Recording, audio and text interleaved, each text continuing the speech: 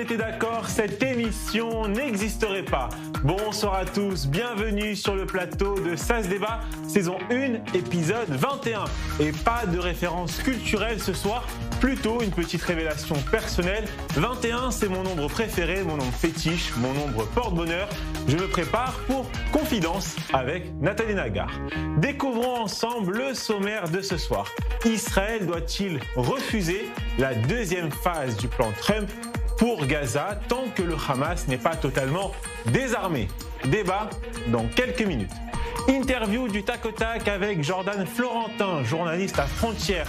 Il nous présentera le dernier hors-série du magazine sur la nouvelle menace terroriste, celle des Antifa. Laura Amoyal, la chef d'édition de l'émission, a sélectionné 4 informations pour le traditionnel tour de l'info. Et le second débat sera consacré à Benjamin Netanyahou.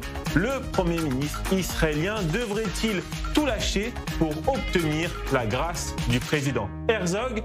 Enfin, Julien Assal mettra un point final à cette émission avec sa carte blanche. Vous êtes bien installés sur votre canapé? Bah allez, c'est parti. Ça se débat, saison 1, épisode 21, en compagnie de Guillaume Bensoussan. Bonsoir Guillaume. Bonsoir mon cher Raphaël. Comment allez-vous? Je vais très bien, je vous remercie. Si je vous dis qu'un terroriste gazaoui du 7 octobre vit actuellement sa meilleure vie en Belgique, il se balade tranquillement au marché de Noël, est-ce que vous y croyez? J'y crois, surtout quand on a suivi un peu l'actualité. Les terroristes, vous savez que bravo, vous avez fait vos devoirs. En Belgique ou au Caire, ils mènent effectivement leur meilleure vie depuis le 7 octobre, et puis on va les retrouver bientôt dans les rues de France. Malheureusement, ce n'est pas à souhaiter, mais l'UE étant ce qu'elle est, c'est forcément un risque que l'on court. En face de vous, David Benichai. Bonsoir David. Bonsoir. Comment allez-vous? Très bien, merci. Bienvenue dans Ça se débat. Alors, une petite information vous concernant, vous avez lancé une pétition en ligne pour appeler Yitzhak Herzog à rejeter la demande de grâce de Benjamin Netanyahou. Alors, on va en parler plus tard dans l'émission, mais est-ce que vous pouvez me parler de cette pétition rapidement? Oui, c'est un sentiment collectif qui a émergé suite à un sentiment de ras-le-bol après le fait qu'il n'y ait pas de commission d'enquête d'État, après qu'il y ait cette loi d'exemption. Il y a eu un sentiment partagé par un certain nombre de personnes qui ont dit on ne peut pas se taire, il faut dire quelque chose. Et sur cet événement-là, qui nous paraît être la petite goutte qui fait déborder le vase, les gens ont voulu marquer le coup et faire une pétition. Et c'est ce qu'on a fait, c'est ce qu'on a lancé depuis 2 jours. On en parlera plus tard dans l'émission. Et à Paris, Myriam Palomba. Bonsoir Myriam, comment allez-vous? Super bien, et vous? Ça va, très très bien, merci beaucoup. Vous avez partagé sur X un appel d'Elon Musk pour abolir l'Union européenne. C'est tout un programme, dis donc. Ah non, mais alors là, je suis ravie que Elon Musk ait eu une amende parce que ça l'a mis furax et que du coup, il met en avant le fait que l'Union européenne est une véritable dictature. Donc pour moi, c'est vraiment du pain béni et je suis de tout cœur avec lui. Et à vos côtés, Meyer Habib. Bonsoir Meyer. Bonsoir Tov Raphaël. Comment allez-vous Meyer? Et à tous vos auditeurs, téléspectateurs. Baruch Hashem, Dieu merci, alors, tout va bien. Un petit mot, Meyer, sur Thomas Porte qui accuse Jean-Noël Barrot d'être, je cite, un ministre de la Knesset, tout simplement parce que Jean-Noël Barrot s'est opposé à l'exclusion d'Israël à l'Eurovision. Est-ce que vous avez un petit commentaire à faire là-dessus? Vous savez, ça fait pendant 12 ans, on m'a traité en tant que député d'être membre de la Knesset. Donc, pour une fois que Jean-Noël Barrot prenait une décision, mais tellement minimaliste, de faire en sorte que des gens qui chantent, participent à l'Eurovision, ne soient pas boycottés. Je rappelle accessoirement que la France et Jean-Noël Barrot a quand même boycotté, si ce n'est l'intervention suite à mon appel au président, mais la France a boycotté à 3 reprises les industries de défense israéliennes. Alors pour une fois, on a décidé de pas boycotter des juifs, des chanteurs, des artistes, la grosse affaire. Et donc pour ça, on le traite de ministre israélien. On est dans un dire, la France ne va pas bien. Les islamistes sont partout. Le Hamas gangrène la société. Et aujourd'hui, ils ont inversé, à force de répéter leur folie de génocide, d'apartheid, les gens sont rentrés dans leur jeu. On est dans un délire absolu. Merci, la France ne va pas bien, l'Europe ne va pas bien. Merci beaucoup à tous. Les présentations sont faites. Découvrons à présent quels débatteurs ont gagné les face-à-face de l'émission de jeudi. À la question, Tsahal réplique-t-elle trop faiblement? aux violations du cessez-le-feu par le Hamas. Vous êtes d'accord à 78% avec Raphaël Bécache. Oui, Tsahal répond trop faiblement. Et à la question, faut-il forcer les orthodoxes à servir dans Tsahal? Vous êtes d'accord à 70% avec Michel Mimran. Oui, il faut forcer les orthodoxes à s'engager dans Tsahal. Bravo aux gagnants. Passons tout de suite au premier débat de l'émission. Le Premier ministre israélien Benjamin Netanyahou a affirmé hier prévoir de passer, je cite, très bientôt à la deuxième phase de l'accord de cessez-le-feu à Gaza, parrainé par les États-Unis, tout en relevant que cela sera difficile. La deuxième phase prévoit notamment le désarmement du Hamas, une option longtemps rejetée par le mouvement islamiste qui s'est finalement dit samedi prêt à remettre ses armes à une autorité palestinienne, je cite, si l'occupation cessait. Cette situation complexe a inspiré l'équipe de SAS Débat et nous avons posé cette question à nos débatteurs. Israël doit-il refuser la deuxième phase du plan Trump pour Gaza tant que le Hamas n'est pas totalement désarmé? Guillaume Bensoussan, vous répondez oui. Myriam Palomba répond non. SAS Débat, saison 1, épisode 21, face à face 1. Allez, c'est parti. Guillaume, vous êtes un habitué de l'émission, vous en avez l'habitude, vous commencez 1 minute pour convaincre les téléspectateurs qui voteront ensuite sur le compte Instagram d'i24 News en français. On donnera les résultats demain. Myriam, vous enchaînez juste après. Tout le monde est prêt? On est prêt. Guillaume, c'est à vous. 4 raisons pour lesquelles, effectivement, Israël ne doit absolument pas passer à la phase 2. La première, c'est le fait que le Hamas n'a pas respecté son engagement de démilitariser. Il n'a pas respecté le fait qu'il allait quitter le pouvoir. Et il n'a pas non plus respecté le fait de dire qu'une force internationale allait pouvoir prendre sa place. On a entendu Khaled Meshal et un certain Bassem Naïm, qui est membre du Conseil de la Shura, nous le dire pas plus tard que ce week-end. Ensuite, il y a la question des otages. Les otages qui devaient être libérés sous les 72 heures d'après le plan en 20 points de Trump. On attend encore un des otages, une dépouille d'otages, qui n'a toujours pas été restituée. Le troisième point, c'est évidemment la question des pays arabes. Le Qatar, la Turquie sont les grands amis du Hamas. Les Émirats arabes ne veulent pas du djihad chez eux, on en avait parlé il y a un mois, donc ils ne veulent surtout pas se mouiller. Donc il y a très peu de chances qu'on voit cette force constituée en grande partie de pays arabes venir intervenir. Et puis la dernière raison, c'est l'autorité palestinienne. L'autorité palestinienne qui continue de pratiquer le pay for slay, la récompense d'assassinat de juifs, alors qu'elle s'était engagée à se réformer. Donc évidemment qu'il ne faut pas qu'Israël passe à la phase 2. Guillaume, Myriam, c'est à vous 1 minute. Évidemment qu'il ne faut pas refuser ce plan de paix, sinon il fallait le dire dès le départ. Je crois qu'il est temps pour Israël d'avoir le bon rôle et de laisser au Hamas la responsabilité de faire échouer ce plan de paix. Que va faire le Hamas si la force de rétablissement à Gaza est là? S'il y a les Américains avec le Conseil de paix présidé par Trump, que va faire le Hamas? Ils vont prendre les armes et tirer sur Trump, sur l'armée américaine. Penser que le Hamas va se désarmer, c'est un vœu pieux, mais ils ne peuvent rien faire face aux Américains. Et en plus, ils ont le Qatar et l'Arabie saoudite qui sont leurs principaux financiers, qui sont du côté de Trump, qui sont pieds et mains liés avec les Américains. Donc je crois qu'à un moment donné, il faut enfin aller sur un plan de paix. Il faut que Israël montre qu'elle est prête à aller vers cette paix, fasse le premier pas et montre qu'elle a le bon rôle dans cette histoire. David Benichai, première question pour vous. Vous connaissez la tradition de l'émission. Vous votez pour Guillaume ou pour Myriam? Moi, je vote pour Myriam, bien entendu. Il faut avancer et créer toutes les conditions pour réduire ce qui a déjà été fait de façon assez massive, la force du Hamas. Je regrette qu'on soit là où on en est aujourd'hui, mais il y a un plan de paix, il faut avancer. Et je serais d'avis que ça a été négocié en amont et que Netanyahou est partie prenante de la négociation avec cet élément-là. Mais le Hamas ne respecte pas les clauses du plan de paix. Vous l'avez lu comme moi, les 20 clauses. Vous avez entendu ce que j'ai dit? Je sais qu'il ne respecte pas, n'empêche. Quel message Israël envoie-t-elle au monde si on accepte le fait de donner au Hamas une position dans laquelle il est plus aisé pour lui de nous attaquer de nouveau dans le futur, si on lui dit « vous n'avez pas respecté le plan, mais c'est pas grave, on continue avec l'étape 2 ». Non, quelle est l'image d'Israël envoie au reste du monde? Laissez répondre. J'entends, mais il y a quand même... Enfin, on est dans un jeu, il y a des forces en présence. quand vous libérez tous les otages vivants, que vous libérez 99% des otages, les corps des otages décédés, et qu'il en reste un sur lequel effectivement il se pose, vous ne pouvez pas dire qu'on a cassé l'accord. Il s'était engagé à les libérer dans les 72 heures. Meir Habib. Ça fait 8 semaines, là. Il faut avancer. Le Hamas déclare qu'il serait prêt à déposer les armes si, je cite, Israël cesse l'occupation. Le Hamas sont des barbares, des assassins qui ont violé, brûlé, tué, fait une Shoah en un jour. Never forgive, never again. Je ne pardonnerai jamais. À ce stade, c'est virtuel ce que vous dites. 1, ils ne sont pas désarmés, et 2, il reste encore un otage, un héros qui n'a pas été libéré. Après, je vous rappelle que le chef d'état-major a dessiné une nouvelle ligne, la ligne jaune, et la nouvelle frontière avec l'État d'Israël.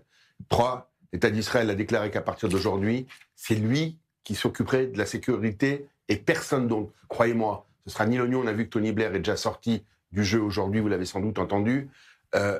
L'État d'Israël, quel que soit le futur de la bande de Gaza, et tout le monde espère qu'il n'y ait plus de guerre dans la bande de Gaza, mais la seule solution pour qu'il n'y ait plus de guerre, c'est que le Tzahal, avec l'aide du Tout-Puissant, contrôle tous les armes, comme il y a en Judée et Samarie, c'est la seule et unique solution. Le plan Trump, il y a des choses bonnes, il y a des choses moins bonnes à ce stade, mais de toute façon, c'est tout à fait virtuel, puisque comme ça a été dit tout à l'heure par M. Bensoussan, ils n'ont pas respecté de loin encore, donc c'est pour l'instant virtuel. Quand le Hamas aura déjà fait démilitarisé et rendu le héros qui est encore aujourd'hui, qui a été avec un bras cassé, qui a été tué des dizaines de personnes pour essayer de se défendre et qui a perdu la vie, à ce moment-là, on pourra en parler le cas échéant. Myriam Palomba, de son côté, comme a dit Guillaume Bensoussan, Khaled Meshal, le leader du Hamas, qui habite en Turquie, a déclaré « La bataille contre Israël n'est pas terminée. Nos armes sont notre honneur et notre gloire. Le 7 octobre a préparé le terrain international pour exclure Israël de la scène internationale. »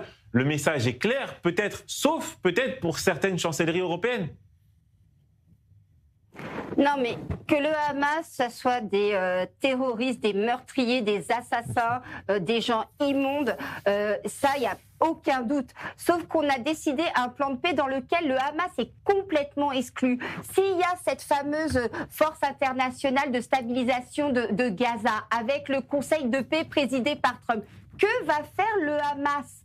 Que va faire le Hamas? Ils vont rien faire, ils vont rentrer chez eux. Donc à un moment donné, il faut bien qu'on commence à aller dans la paix et qu'on cesse qu'il y en ait un au moins qui se montre intelligent et qui fasse le premier pas. Il est temps que Israël n'a pas arrêté de faire le premier pas depuis 70 ans. Israël est sorti de la bande de Gaza. Bon, Israël a cassé des synagogues. Mais de toute façon, c'est le serpent qui se mord la queue.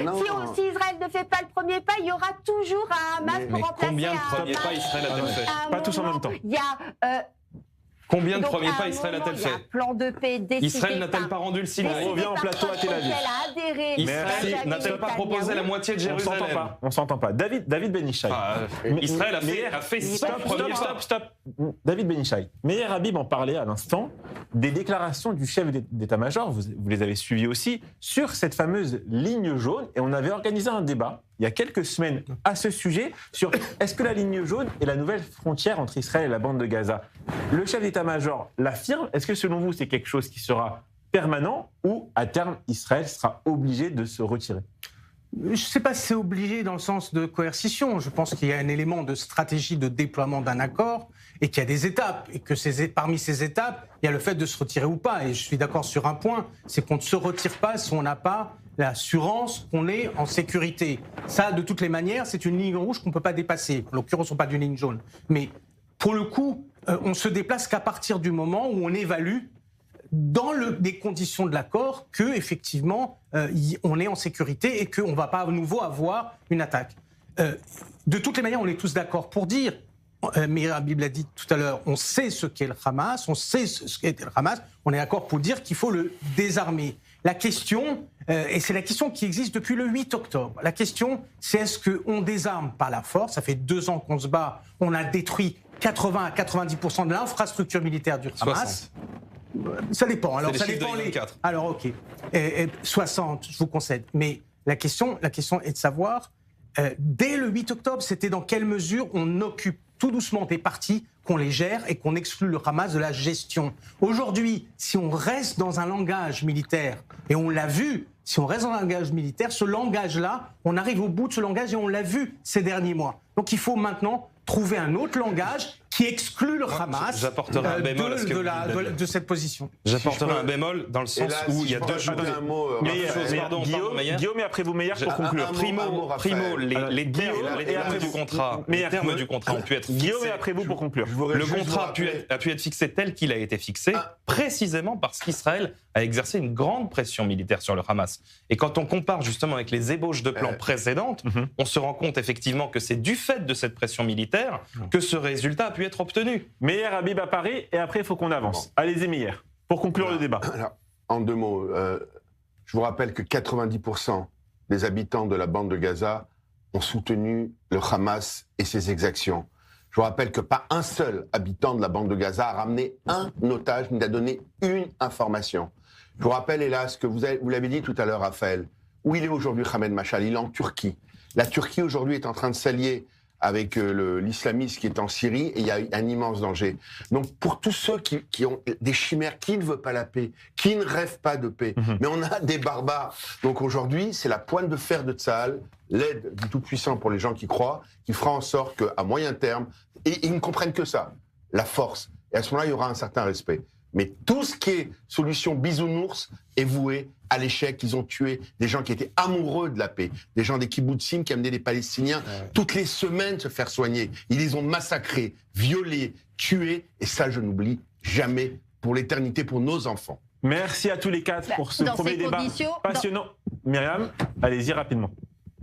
Non, mais dans ces conditions, il ne fallait pas que Benjamin Netanyahou se rende à Washington et accepte le plan de paix. Dans ces conditions, il ne fallait rien faire du tout, continuer à lancer des bombes et continuer. Le Hamas dit oui, il n'honore pas sa parole ensuite. Guillaume, il faut qu'on avance, notre invité nous attend. Je pense que nos téléspectateurs ont bien compris vos positions respectives. Passons maintenant à l'interview du tac au tac avec Jordan Florentin.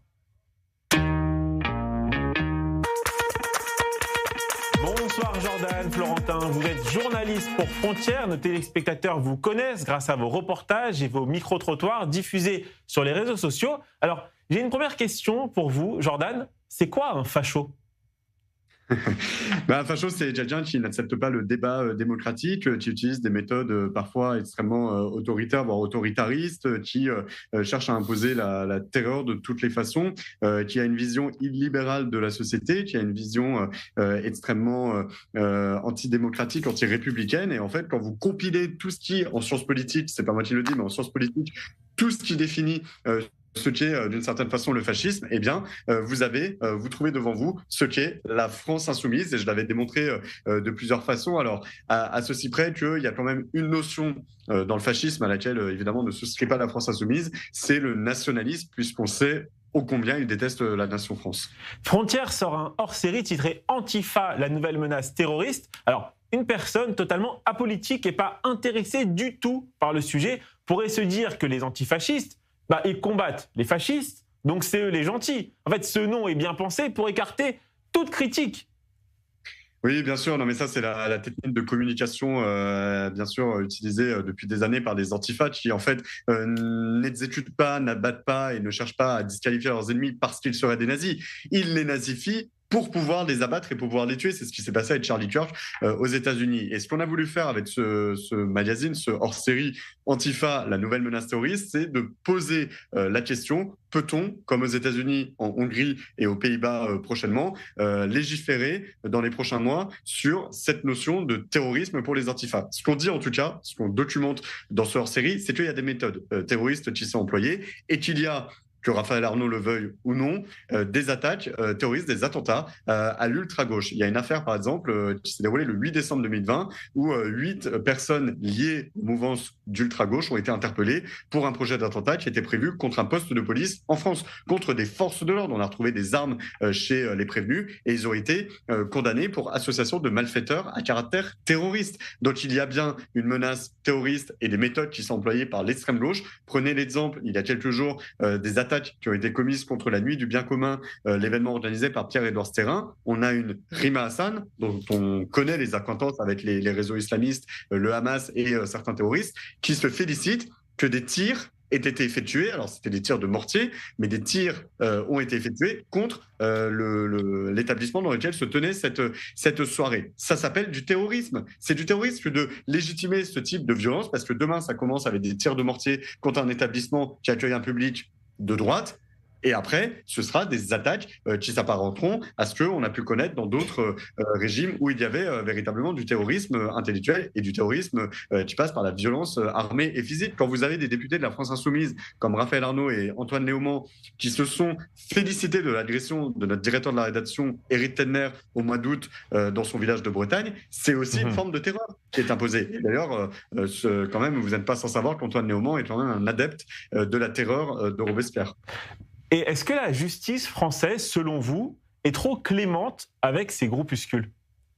Bien évidemment, vous voyez dans différents cas de figure, notamment sur l'agression d'Éric Tenner, que les antifas ont une condamnation qui est absolument risible. Mais il n'y a pas que la justice qui est faible. Alors évidemment, vous prenez le cas de Raphaël Arnaud, et c'est l'information majeure de ce hors-série, c'est que Raphaël Arnaud est officiellement désormais un délinquant. On peut le dire, il a été condamné pour violence en réunion. Il l'avait été en première instance en 2021 et il a retiré discrètement au mois d'avril l'appel qu'il avait interjeté avec son avocat. Mais qu'est-ce qu'elle dit, cette condamnation ? Elle dit 4 mois de prison avec sursis, 1 600 € de dommages et intérêts.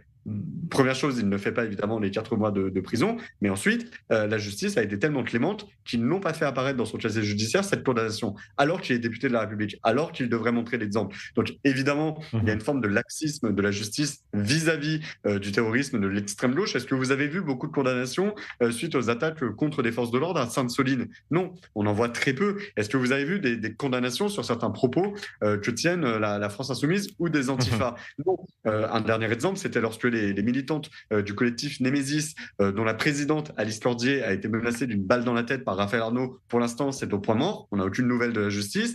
Et lorsque Anaïs, la porte-parole du collectif, a été violemment attaquée avec des journalistes de Valeurs Actuelles par des antifas, idem, on n'a quasiment aucune suite judiciaire. Myriam Palomba, qui est avec nous à Paris, une réaction à ce que vous venez d'entendre ? Moi, je suis totalement d'accord avec Jordan. Effectivement, l'extrême gauche, c'est l'anti-débat. On ne peut pas débattre avec eux. Dès qu'il y a des mesures liberticides, ils sont pour. On a vu Manon Aubry, comment elle soutient Ursula von der Leyen à l'Union européenne. Ursula qui nous met des lois liberticides à toutes les sauces. Donc effectivement, pour moi, les fachos, c'est, je n'irai pas jusqu'à la France Insoumise, mais pour moi, le facho, c'est Emmanuel Macron qui est déjà au pouvoir et toute la gauche, effectivement. Meir Habib ?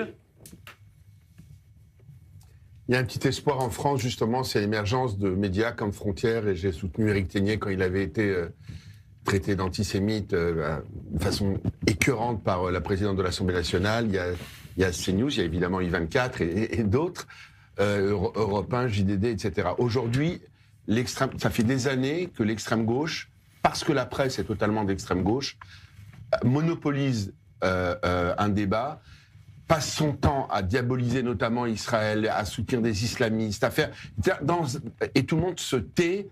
Et ce qui me fait un peu plaisir aujourd'hui de parler du fond de l'émergence de ces nouveaux médias, c'est que la France est en train de se réveiller. Ça, c'est nouveau. La première chaîne d'information en France aujourd'hui devient CNews. Donc, pourquoi ? Parce que les gens sont en train de voir aujourd'hui que ces mouvances d'extrême gauche, mais y compris à France Télévisions, c'est ça qui est terrifiant aujourd'hui. Si jamais c'était ça restait à l'extrême gauche. Ce n'est plus qu'à l'extrême gauche. Aujourd'hui, 80% des journalistes de France Télévisions sont de gauche ou d'extrême gauche. C'est ça, et encore, je suis gentil quand je dis 80. C'est la réalité. Vous savez, en 12 ans, je n'ai jamais été invité de députation, une fois sur France Inter, une fois j'étais 40 minutes sur France Culture, ils n'ont pas passé ces 40 minutes.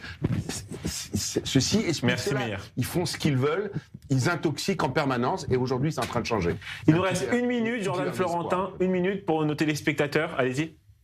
Oui, je voudrais réagir à ce que dit Meir Habib. Effectivement, merci d'abord pour vos encouragements pour Frontières. 2 exemples sur le fait que les médias sont aujourd'hui évidemment idéologisés à gauche. Le premier, c'est que évidemment personne, à part nos confrères du Figaro, de CNews et vous, en m'invitant ce soir, avez parlé de cette condamnation de Raphaël Arnaud. On a quand même un député de la République qui est condamné pour violence en réunion, qui est aujourd'hui un délinquant. Personne n'en a parlé, et surtout pas l'audiovisuel de service public. Et l'autre exemple, c'est ce livret. Et je pense que Myriam Palomba s'en est insurgé, mais un livret qui a été fait par la CFDT et tous les journalistes affiliés à ce syndicat, qui explique aux journalistes comment combattre l'extrême droite. Et ils mettent dans l'extrême droite absolument tout le monde, vous y compris. Et au bout de 5 pages, on apprend qu'en fait, c'est tout simplement... Il nous reste 30 secondes. Merci beaucoup, Jordan. Au Rassemblement national. Donc voilà 2 exemples qui prouvent que les médias sont encore, bien sûr, très à gauche. Merci beaucoup, Jordan Florentin, d'avoir accepté notre invitation. Il est l'heure de marquer une courte page de pub. À tout de suite sur i24 News.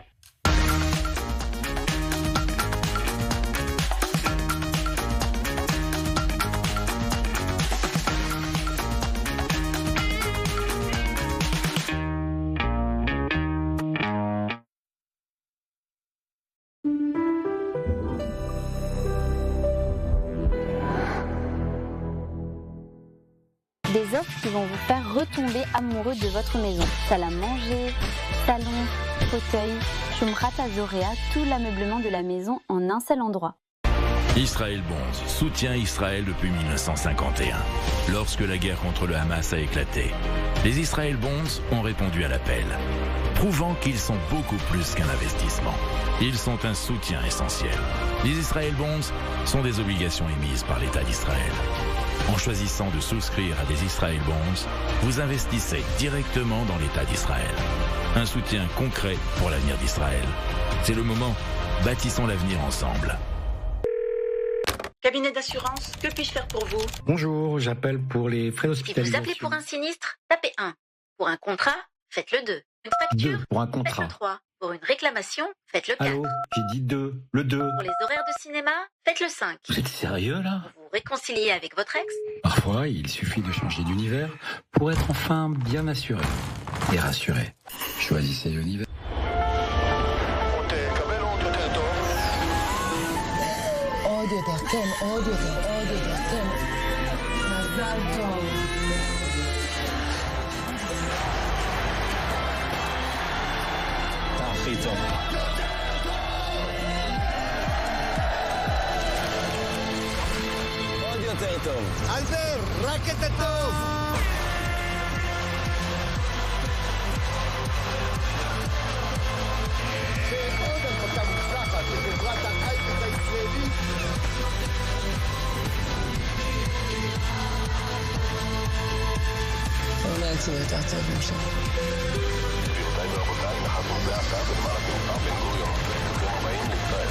Israël est fort et en pleine croissance. Maintenant, plus que jamais, c'est le moment de faire son alia.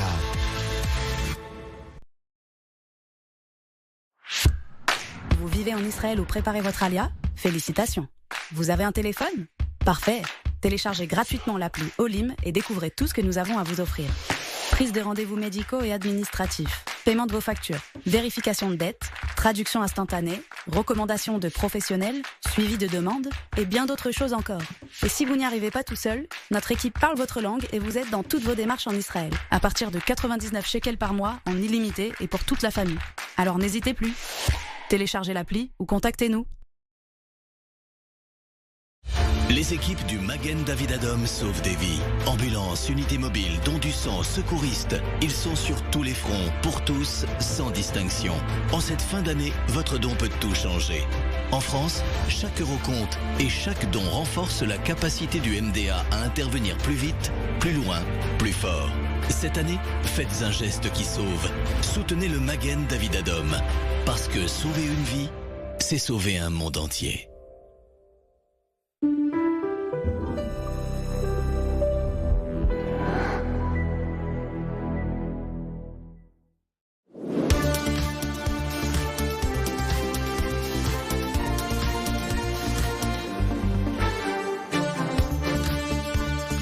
Le grand oral sur i24 News, c'est chaque lundi à 21h30.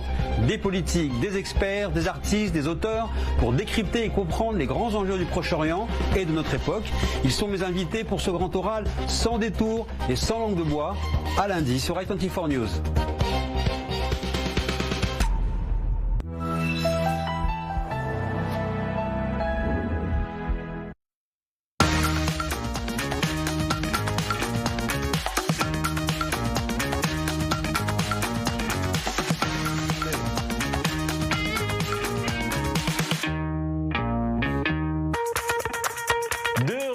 Sur le plateau d'i24 News, toujours en compagnie de Myriam Palomba, Meher Habib, David Ben Ishaï et Guillaume Bensoussan. Vous connaissez la tradition, après la pub, c'est toujours le moment du tour du reste de l'info.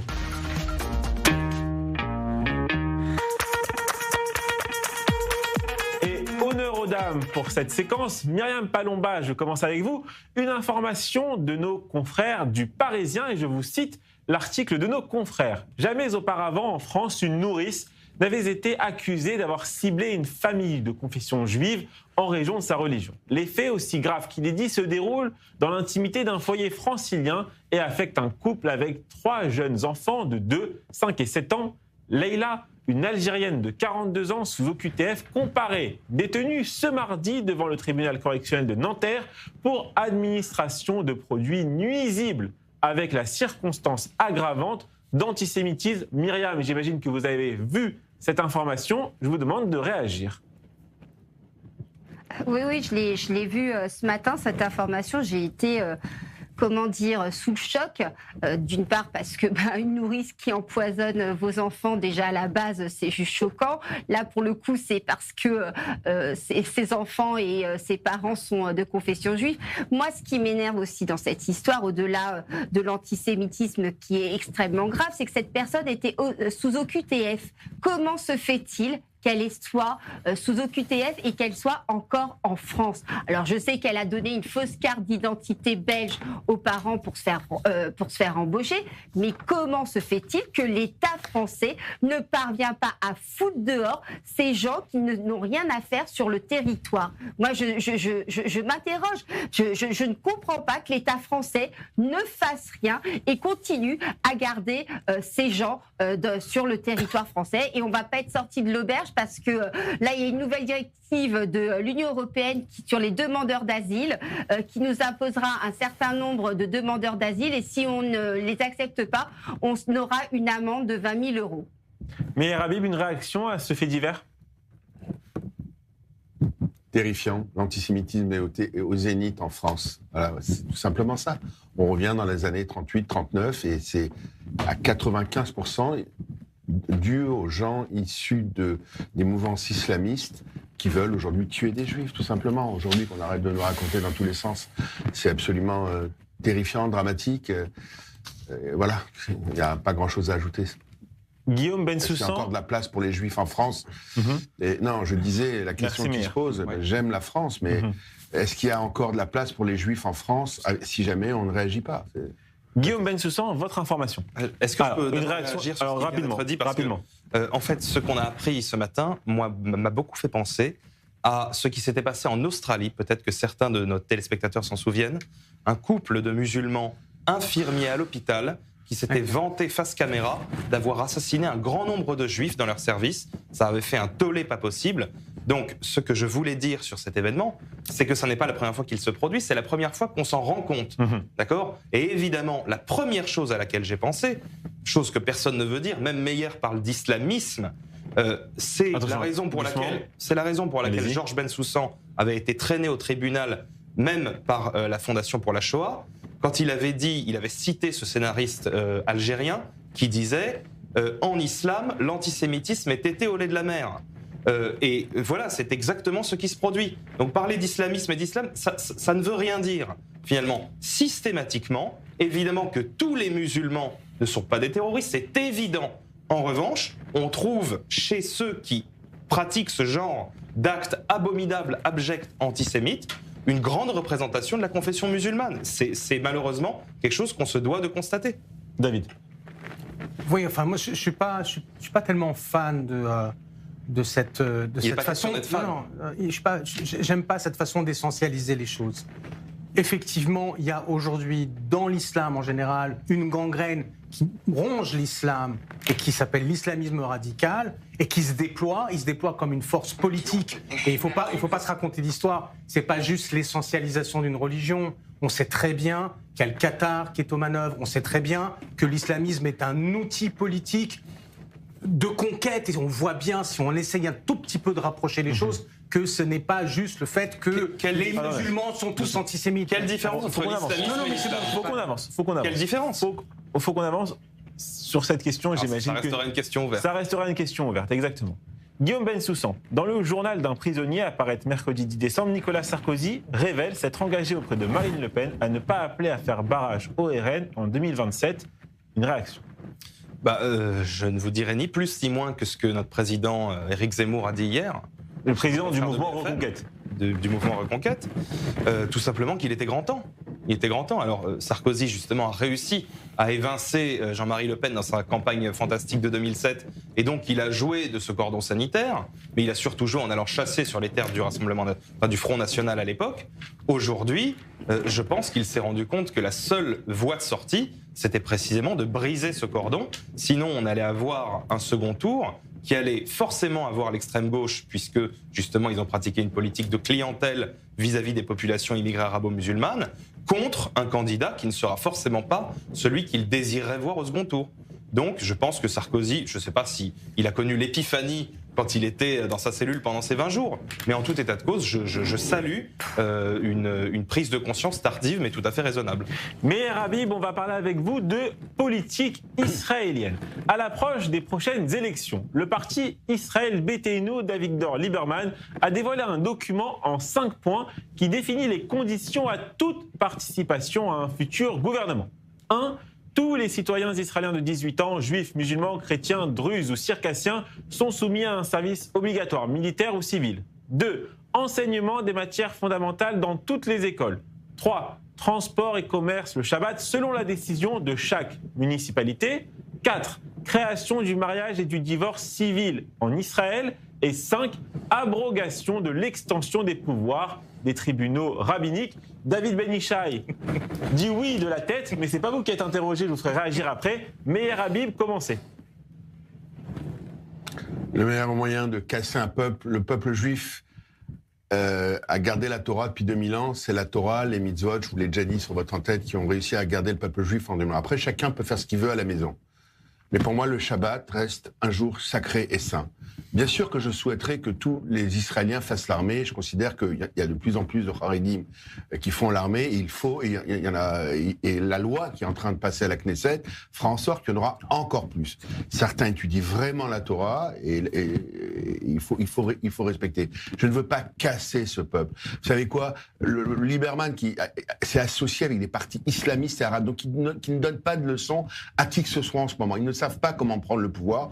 Lieberman qui a commencé, que j'ai très bien connu d'ailleurs, un ami qui a été un ami personnel durant des années. Il était directeur de cabinet du bureau de Benjamin Netanyahu. Aujourd'hui, il a une haine farouche. Ils veulent tous sa place. On en parlera peut-être tout à l'heure. Et donc, ils sont tous déchaînés. Donc, dans ce qu'il dit, évidemment, il y a une liberté totale. Peut-être qu'il y a des gens qui voyagent le Shabbat. Ils ont envie de voyager. C'est leur droit aussi. Mais l'État d'Israël est un État juif. Le Shabbat doit rester le Shabbat. Je crois que tout le monde se débrouille en permanence. Ce statu quo qui existe est un bon statu quo. Il faut améliorer le fait que plus de Haridim aillent à l'armée. Il faut qu'ils rentrent Haridim, sortent Haridim. Mais de grâce, arrêtez de casser le peuple, arrêtez d'être anti-religieux, anti-Torah, anti de tout ce qui touche à la religion. Fait que le peuple juif a réussi à rentrer après 2000 ans dans la terre d'Israël. Chacun pratique comme il le souhaite. Chacun croit s'il veut ou il ne peut pas. Mais de grâce, je ne suis pas un fan de Lieberman qui a sans doute certaines qualités par ailleurs, mais c'est surtout électoraliste. Comme promis, David Ben Ishai, vous pouvez réagir. Vous êtes d'accord avec les 5 points d'Avigdor Lieberman ? Oui, de toute façon, c'est des points qui sont assez consensuels dans les partis qui constituent l'opposition actuelle. Alors, les partis arabes, sur la question de l'enrôlement, c'est peut-être plus délicat, mais il ouvre quelque chose qui est intéressant, c'est qu'il parle effectivement d'un service civil qui inclut le service militaire. Ça fait longtemps qu'on en parle. C'eût été, à mon avis, la solution qu'on pouvait amener en Israël pour permettre de respecter l'égalité et qu'on ait la possibilité, effectivement, selon les affinités, selon les compétences, selon l'appartenance, qu'on puisse intégrer l'ensemble des citoyens de ce pays à participer à, que ce soit l'effort de guerre, que ce soit l'effort social, etc. Je pense que ça, c'est, de mon point de vue, une des choses qu'il faut mettre en œuvre rapidement. David Benishaï, vous avez la parole, vous gardez la parole. Pour votre information, on va à l'international. Donald Trump a reproché dimanche soir à son homologue ukrainien, Volodymyr Zelensky, de ne pas, je cite, de ne pas avoir lu la proposition de paix sur l'Ukraine dévoilée il y a 3 semaines par Washington et qui fait l'objet de pourparlers séparés avec Moscou et Kiev. J'ai l'impression qu'on en est toujours au même point qu'il y a quelques années. On n'a pas avancé beaucoup sur cette question et je sais qu'à l'époque, vous avez bien parlé de ce sujet. On vous écoute. Oui, je suis désolé de voir qu'une guerre s'installe, qu'il y a autant de morts, autant de destruction, et qu'on est... alors c'est très compliqué, parce que d'un côté, Trump a servi les intérêts d'Israël de façon magistrale, comme je pense aucun président ne l'a fait, le président américain ne l'a fait, même si par ailleurs je suis en désaccord sur quasiment la totalité de ce qu'il fait en interne en tant que républicain. Je ne sais même plus si c'est vraiment le parti républicain.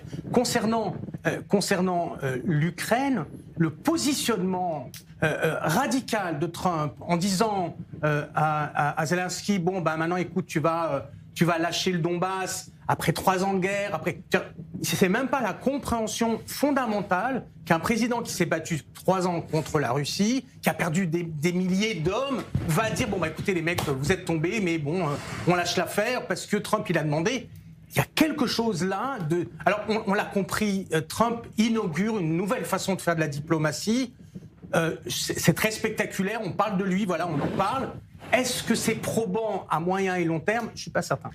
Myriam Palomba, une réaction à ce que vous venez d'entendre, et après on conclut le tour de l'info. Ah non, mais moi, je suis effarée par ce que vous dites. Je suis désolée, Zelensky, depuis le départ, a refusé de discuter l'Union européenne. Et Zelensky ont refusé de parler paix avec Poutine, alors qu'il y a même l'ancien Premier ministre britannique qui a tout fait pour que les accords de paix entre les deux pays échouent. Je suis désolée. À un moment donné, ce type, c'est quand même un saltimbanque qui jouait tout nu de la guitare et qui, en fait, est un gouvernement, est à la tête d'un gouvernement les plus corrompus du monde.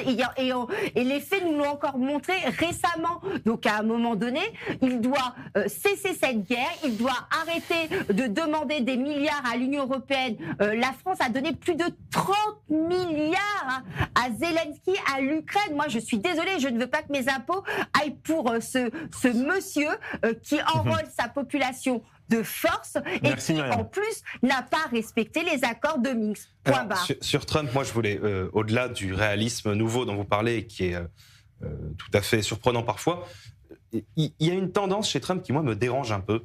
C'est le fait d'être plus vicieux, plus exigeant, beaucoup plus exigeant avec ceux qui sont censés être ses alliés qu'avec ses ennemis. On le voit avec l'Ukraine, on le voit aussi avec Israël. C'est-à-dire que Trump a forcé la main pour l'histoire du cessez-le-feu, Trump force la main à Volodymyr Zelensky, et il se fait miel et chaleur et gentillesse quand il s'agit de parler avec l'émir du Qatar, quand il s'agit de parler avec Vladimir Poutine, avec les résultats qu'on connaît. Donc moi, en fait, j'aurais tendance à dire, je préconise depuis très longtemps le fait qu'il faille, que ces deux pays d'ailleurs, mais qu'Israël en l'occurrence, diversifie ses alliances. Il ne faut pas qu'Israël reste entièrement dans le creux de la main des États-Unis, mais pour l'avenir, de telle sorte à ne pas être mis face à la même situation que celle dans laquelle on s'est trouvé, aille voir l'Inde, aille voir éventuellement la France, quand Macron ne sera évidemment plus là. David Benishaï, vous êtes témoin, j'ai dit il faut faire court. Il n'a pas du tout été court et vous n'avez plus la parole. Il faut avancer. Désolé. Le Premier ministre Benyamin Netanyahou a indiqué dimanche qu'il ne se retirerait pas de la vie politique en échange d'une grâce. Cette affirmation a inspiré cette question à l'équipe de Ça se débat. Benyamin Netanyahou est-il trop accroché au pouvoir ? David Benishaï défend le oui et Beyer Habib défend le non. Ça se débat, saison 1, épisode 21. Face à face, numéro 2, c'est parti.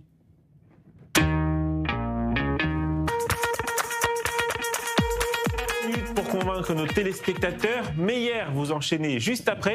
David, c'est la caméra 2 ici qui est juste en face de vous. Tout le monde est prêt ? Est-ce qu'en régie on est prêt ? On est prêt en régie. David, c'est à vous. Alors je vais commencer le propos par citer Menachem Begin. Après tout, puisqu'on parle de Netanyahou, parlons d'un fondateur, d'un penseur qui a fondé le Likoud. Et ce que dit Menachem Begin, il dit « Le pouvoir mène, quand il dure trop longtemps, à une incidence sur la liberté de la nation. Et dans sa nature même, il est mauvais parce qu'il conduit à la corruption. » C'est ce que dit Menachem Begin. Vous pouvez aller vérifier. Je vais illustrer cette phrase par 3 points, par 3 chiffres. 17, 7 et 3. 17 ans de pouvoir de Benjamin Netanyahou. Je serais curieux de savoir qu'est-ce qu'on retiendra d'autre de ces 17 ans que le 7 octobre, parce que c'est ça qui est arrivé, c'est ce qu'a amené la politique, ces 17 ans de pouvoir, avec le renforcement du Hamas dans une conception d'affaiblir l'autorité palestinienne contre le Hamas. Et enfin, le 3e chiffre, c'est 3 plus grands conseillers de Netanyahou qui sont payés par le Qatar. Juste pour la petite histoire, ça s'appelle de la haute trahison. Faut qu'on avance. Meir Habib, vous avez 60 secondes, un peu plus que ça, parce que David a dépassé. C'est à vous. Vous savez, il y a un moyen de séparer de Benjamin Netanyahou, c'est de le battre dans les urnes. Mais ça, il y a les démocrates qui n'arrivent pas à comprendre. Aujourd'hui, on veut le faire tomber pour une poupée Bugs Bunny, on veut le faire tomber pour 4 cigares, et on veut le faire bouter pour 3 bouteilles de champagne. C'est pas 17 ans, mais 18 ans que Benjamin Netanyahou est au pouvoir. Et Baruch Hashem, j'espère qu'il sera encore, en tout cas autant que tant que les Israéliens décideront. Parce que les victoires qu'il a eues, alors qu'on est passé à un drame absolu à cause des folies qu'il y a eu, on connaîtra un peu les raisons du 7 octobre. Mais aujourd'hui, il a gagné sur 7 fronts. Il a un talent, il est le seul à pouvoir parler à Trump. Il pourrait gagner $300 000 par jour aujourd'hui s'il était dans le privé. J'ai vu exactement les propositions qu'il avait, mais il a un objectif, faire gagner son peuple, faire gagner l'État d'Israël, faire en sorte que les enfants puissent vivre un jour enfin en paix dans un Israël fort. Et c'est le seul à ce stade, parce que les Israéliens en ont décidé. Merci beaucoup, Meir. Vous connaissez le principe, vous allez sur le compte Instagram d'i24 News en français, vous votez oui pour David Ben Ishai, vous votez non pour Meir Habib, et vous, Myriam Palomba, est-ce que vous votez pour David ou pour Meir? J'ai trouvé Meir très convaincant, hein, même si moi je trouve que effectivement tout doit se passer dans les urnes. Mais bon, 18 ans, ça fait beaucoup. Il peut un peu. La loi le permet en Israël. Oui, il n'est pas hors la loi, c'est la loi qui le permet. Hors la loi, mais à un moment il n'a pas d'autre chose à faire. Mais Myriam, le jour où il a perdu en 99, il a démissionné immédiatement. Quand en 99, Barak l'a battu, il est parti, il est rentré dans le privé. C'est là où il a fait le peu d'argent qu'il a fait. Il n'a pas fait une tova. Aujourd'hui, il est élu par le peuple. Guillaume Bensoussan. Attendez. Guillaume Bensoussan. Meir le disait. Si vous étiez à la place de Benyamin Netanyahou, est-ce que vous n'irez pas vivre à Miami, en face de la mer, pour faire des conférences très bien payées, et basta. C'est impossible de vous le dire. Non, j'en sais rien du tout. Moi, ce que je voudrais dire sur la question que vous posez, est-ce qu'il est trop accroché au pouvoir ? Ça me paraît être une question un peu casse-gueule, quoi. C'est-à-dire que comment est-ce qu'on fait pour mesurer ? C'est le concept de l'émission, quand même. Bien sûr. Mais le temps, 18 ans, honnêtement, quelle est la métrique pour savoir s'il est trop accroché, pas assez accroché ? Moi, je dirais effectivement qu'il est accroché. En Allemagne, Angela Merkel est restée très très longtemps. Il n'y a personne qui disait à Angela Merkel qu'elle était trop accrochée au pouvoir. Non, mais je dirais même qu'il est accro au pouvoir. Mais comme tous les hommes politiques en souffrent. On regarde le règne de François Mitterrand, 14 ans. Bon, vous ne le tirez pas dessus à boulet rouge. Généralement, c'est vrai qu'il y a des petites tendances partisanes qui viennent s'exprimer ici et là. Oui. Bon, pour nuancer ce que je voudrais dire, j'ajouterais pour conclure cette intervention que je suis très heureux que Macron ne soit pas président ou Premier ministre en Israël, parce que ça voudrait dire qu'il pourrait se représenter et ça serait une véritable catastrophe. Alors, donc, David. Voilà, écoutez, c'est assez extraordinaire que Meir me réponde à côté, puisqu'en l'occurrence, on est d'accord, Meir.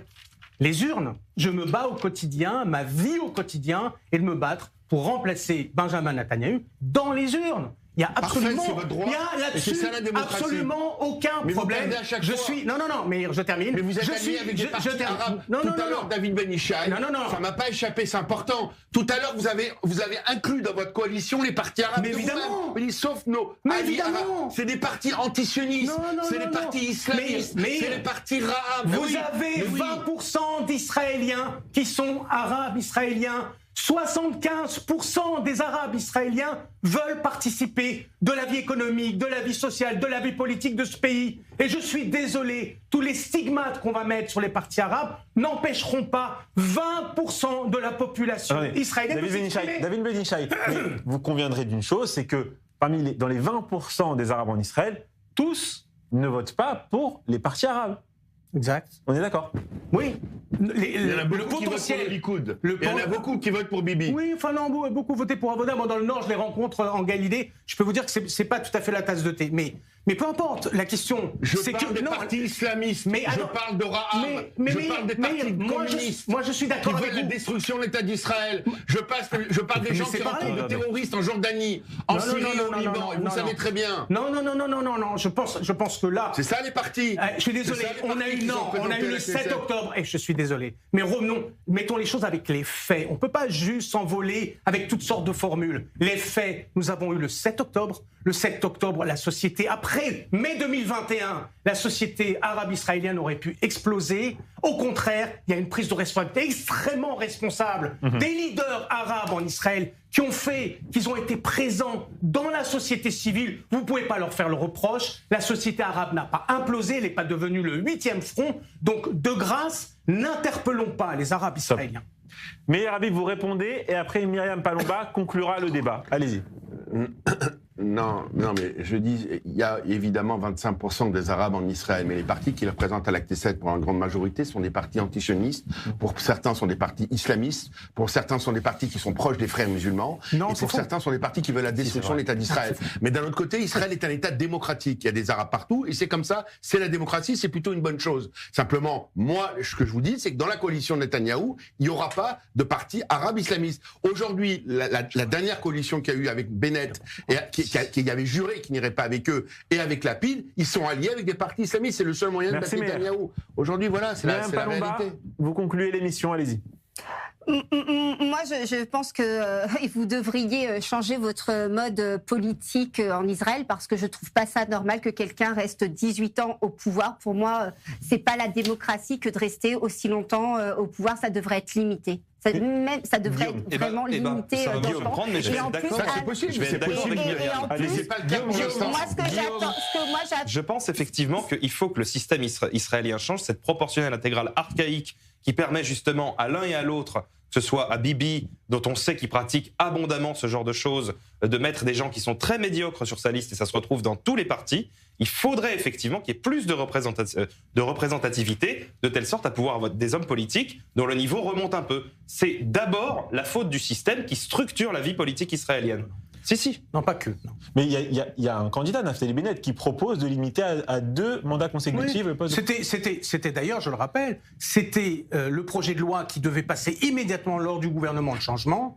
Et la seule personne qui a fait capoter ça, c'est Ayelet Shaked, qui était dans le parti de Bennett. Et c'est pour ça, mais Bennett était pour les méandres de la politique israélienne. Sans transition, passons tout de suite à la carte blanche de Julien Assal.